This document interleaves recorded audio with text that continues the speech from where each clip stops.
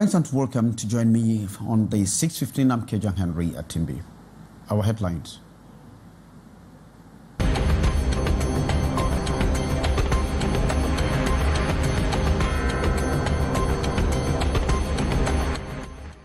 Normalcy is gradually returning to Idabatu in the Bakassi Peninsula following the installation of a new divisional officer. The ceremony marks a fresh start for the area after the kidnapping and release of his predecessor, Roland Ewane. And as the October 12, 2025 presidential election draws near, local administrations across the country are reinforcing security measures to ensure a peaceful process. This is the case with Melong, where authorities are taking proactive steps to keep tensions low and public confidence high. And road users in Bonaberi are raising alarm over worsening road conditions. What actually began as a minor surface damage has grown into very deep potholes and ravines. Top stories.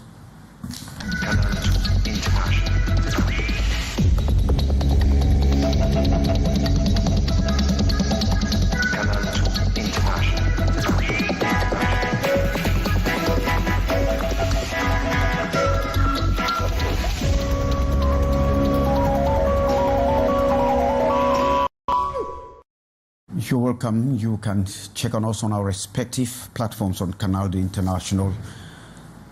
And we begin from the Bakassi Peninsula area, where calm is now gradually returning following the installation of a new administrator of the Idabatu. That is the official installation of the new divisional officer of Idabatu after the kidnapping and, of course, release of his predecessor, Roland Ewane. Our Southwest Chief Correspondent Ines Ondabala says it is a fresh start for that area.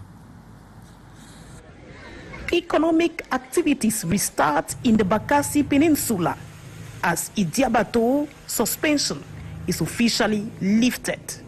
The upliftment of restrictions on economic activities in Bakassi marks a significant step towards restoring normalcy in the Bakassi Peninsula. The decision was announced by the senior divisional officer of Ndian during the official installation of the new divisional officer of Idabatu. He has definitively to establish the authority of the state in that part of the country where the law and regulation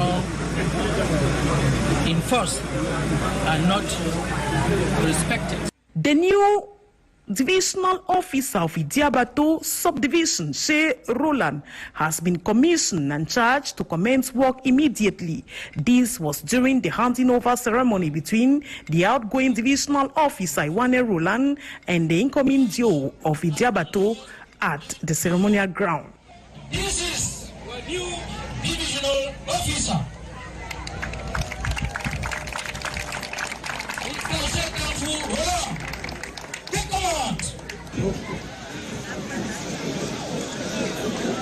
Speaking during the event, Senior Divisional Officer Gilbert Gibai Baldena congratulated Ewane Roland for a job well done and for his patriotism and loyalty to the state, which unfortunately got him adopted for 5 months.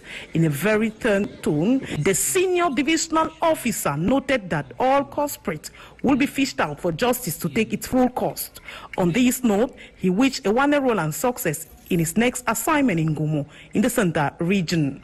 To the newly appointed divisional officer of Idabatu in the Bakassi Peninsula, Shea Roland, the senior divisional officer of Ndian brought to his knowledge that he is the head of government in his municipality and thus a representative of all various ministries in the subdivision. As a result, much is expected from him.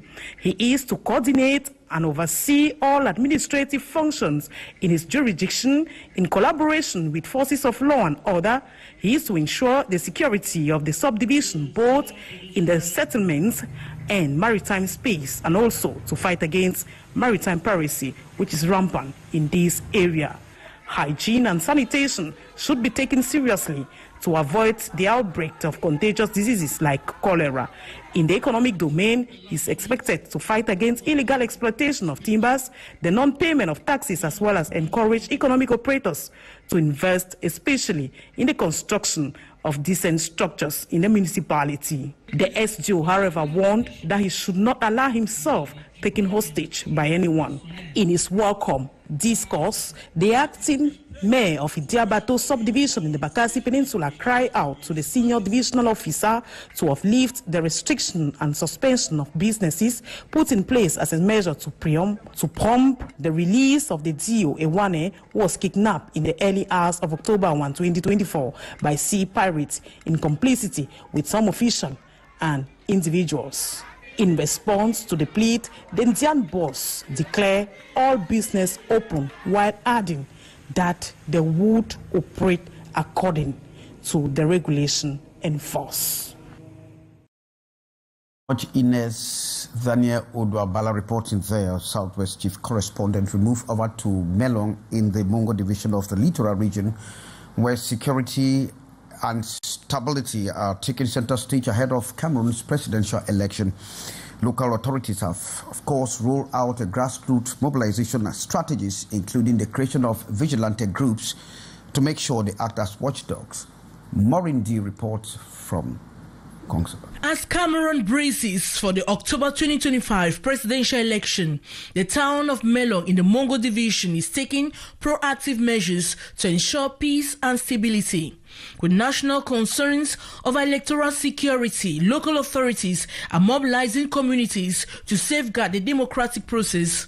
Parce qu'en cette période électorale, beaucoup de vendeurs d'illusions vont se balader pour semer le désordre. Alain Blaise Biko, the assistant SDO of Melong, inaugurated vigilante committees across key neighborhoods, including quarters 1, 2, and 5. The committees aim to bolster community policing efforts, support law enforcement, and address issues such as drug abuse and youth delinquency. Motorcycle taxi operators, often pivotal in the local transportation, have pledged not to be exploited for political purposes during the election period. Their commitment underscores a broader community resolve to resist any attempts of destabilization. Au nom de tous les mototaximans de Melong, nous promettons un engagement ferme et un travail sérieux. These initiatives reflect Melong's dedication to fostering a secure environment before, during, and after the electoral process. By empowering local stakeholders, the town seeks to contribute to a peaceful and credible election in Cameroon. And this time we talk development in Yaoundé, where the Yaoundé City Council is intensifying its efforts to make sure they rehabilitate all the roads. While some of the roads are still under rehabilitation, others have been opened for circulation. Details with Beatrice Ngamo. Be it the Melen to Vogbetse or Carrefour Vongbe to Carrefour Coron, the plight the same. Difficult circulation, running dirty water and flood. Quand il pleut, on a du mal et parfois il y a inondation là. Les voitures passaient difficilement, les personnes circulaient difficilement. Avant là, c'était presque impraticable avec les eaux usées, les eaux noires. Ça salissait le carrefour en fait. Ouais, c'était vraiment très sale, c'était pas beau à voir. Today, the population of GP Meleng to Vogbetse under Yaoundé 6 have a changed story. Road entirely reconstructed, officially reopened to the August 7 by the city mayor. Il y a les rigoles qui sont refaites de part. Gutters were redone because there were none before. Roadways changed in a beautiful way and covered to immediately complete with the installation of solar lights to accompany the security of the population. Pour la sécurité de nos populations. The population of Carrefour Vongbe to Carrefour Coron, whose work have started, are optimistic of a happy end upon completion. Pour le moment, ça va nous permettre de circuler, mener leurs activités. Nous espérons que le trajet attend avant que les pluies ne commencent. Nous sommes contents du travail que le gouvernement a banni. On espère que la fin des travaux, on verra ce que ça va donner. Drainage work, side works, construction of high solid bridge on the receiving river, collecting water from Vongbe, Coron and Ikunu under Yaoundé 4. Regarding the road structure at the intersection, we'll be doing a bitumen gravel structure to better manage traffic movements around the intersection. It will be topped with a layer of bituminous concrete. For the main crossing, which is the bridge around, we'll do paved road structures to better withstand flooding in these areas. Other neighborhoods are under rehabilitation in Yaoundé, and many will be taking form soon. Still in development, this time in Douala, where the roads in Bonaberi are raising fax users.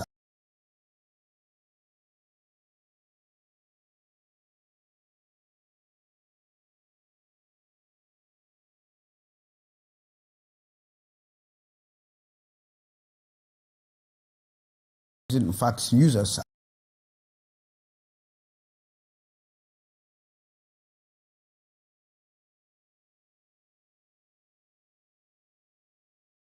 At the popular Carrefour Sapeur in Bonaberi, the road leading to the Nkomba neighborhood has become a nightmare for commuters.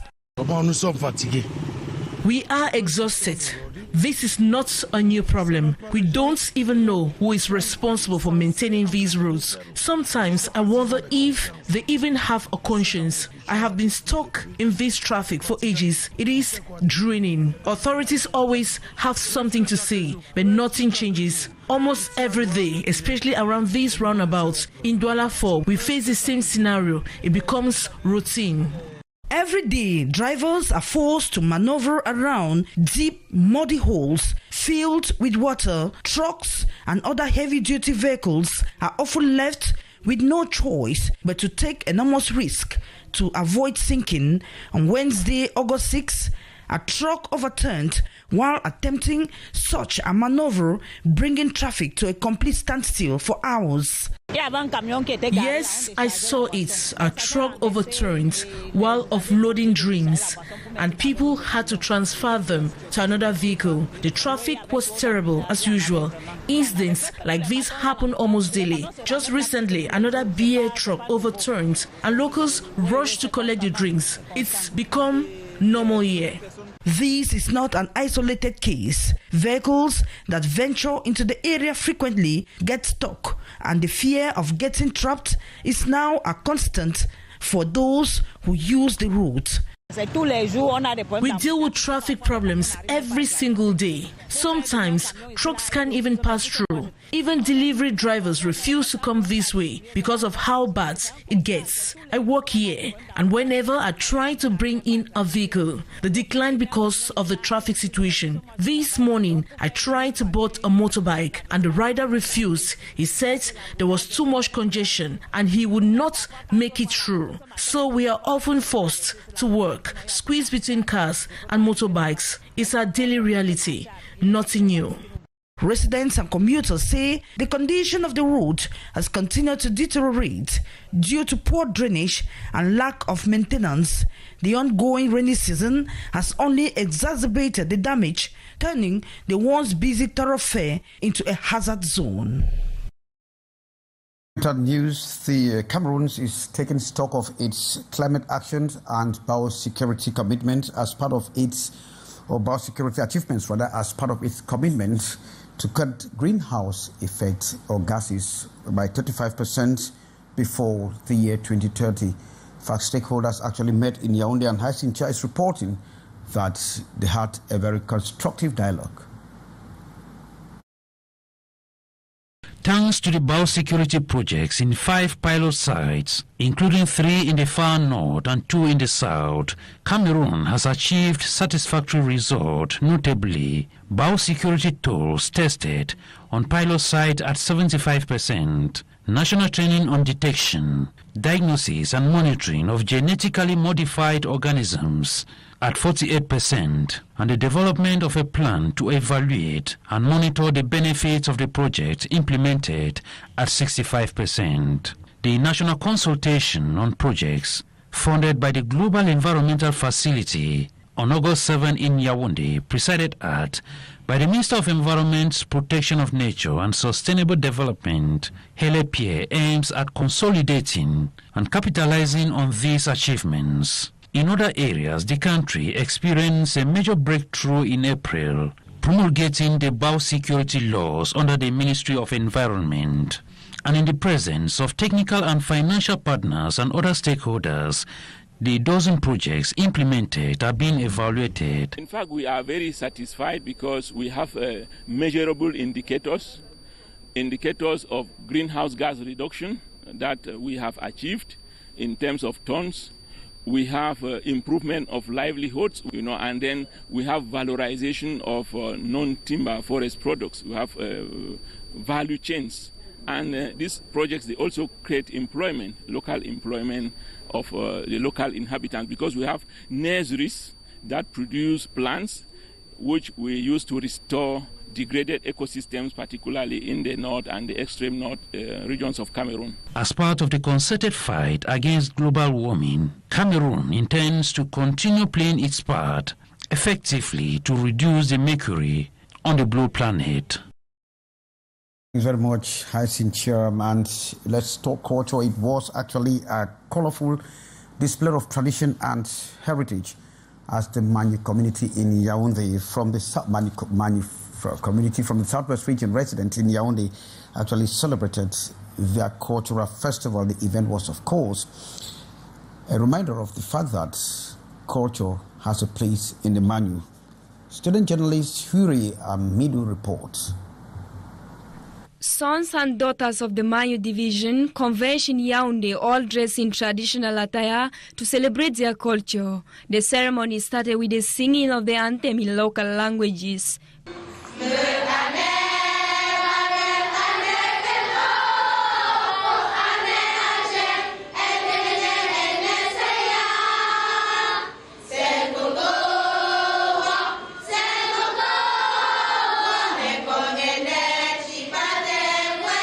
The celebration brought together different tribes from the Manu division, with each showcasing their unique dancing styles.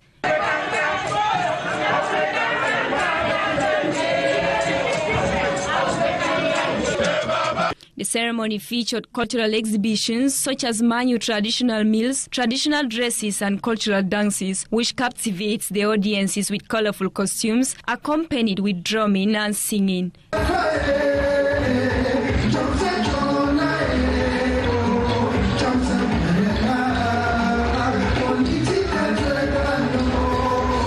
Discussions revolves around the importance of preserving Manu culture in the face of Western civilization. Elders performed traditional rites and teachings, emphasizing the need for younger generation to embrace their heritage and maintain cultural practices. Huri Hamidu reporting there. Thanks, Huri, for that rich cultural report from the Manu people in the southwest region of the country. Liu Pijo will be coming straight ahead with le débrief de l'actualité. From all of us, it's goodbye.